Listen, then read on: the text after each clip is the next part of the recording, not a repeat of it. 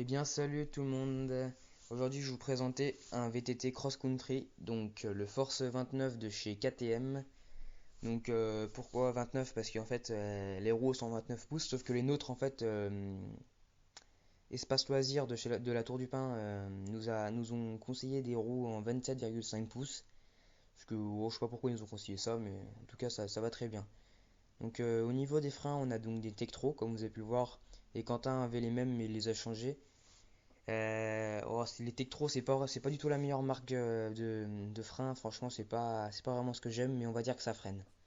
Au niveau de la batterie, donc on a du Bosch. Donc pour moi, Bosch c'est la meilleure batterie en termes de VTT électrique parce qu'elle est endurante, elle est puissante. Niveau puissance, c'est du 36 volts et c'est du 25 km/h. Elle se stoppe à 25 km/h.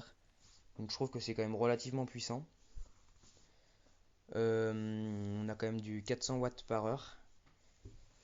Ensuite, au niveau donc des roues, je sais jamais prononcer la marque, c'est du Schwalbe, ou du Schwalbe, je sais pas du tout encore comment ça se prononce.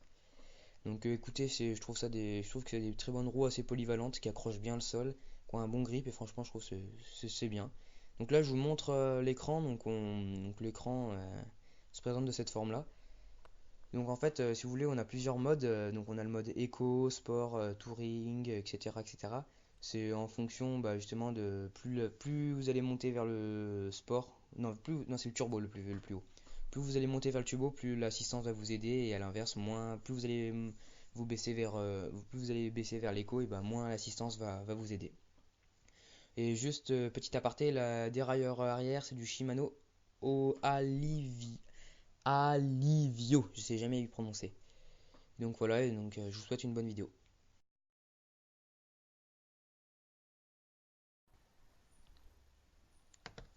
Les gens, donc nous avec Quentin on connaît beaucoup cette montée qui a un dénivelé énorme, mais c'est une montée très très courte et elle est très compliquée, là on s'en rend pas tellement compte sur la vidéo. Donc là, comme vous pouvez voir, je l'ai monté sans problème, j'étais assis sur la selle et sans déconner, je me suis mis en mode tour et j'ai monté vraiment, c'est monté vraiment tout seul, ça vraiment très bien passé pour moi.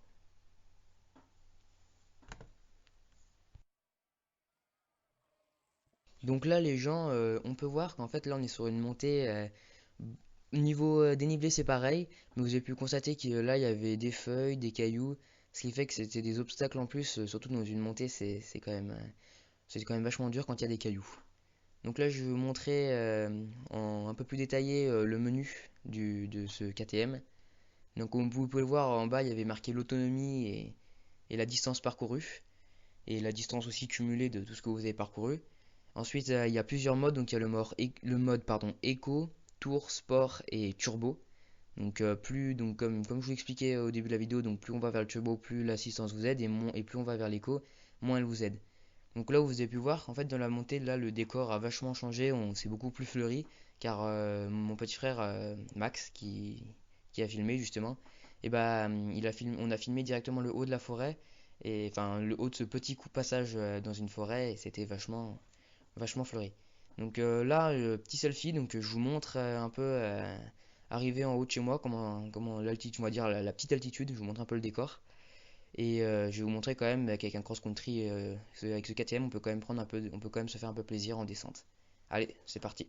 If I die, baby, lay me down on a bed of roses, take me on the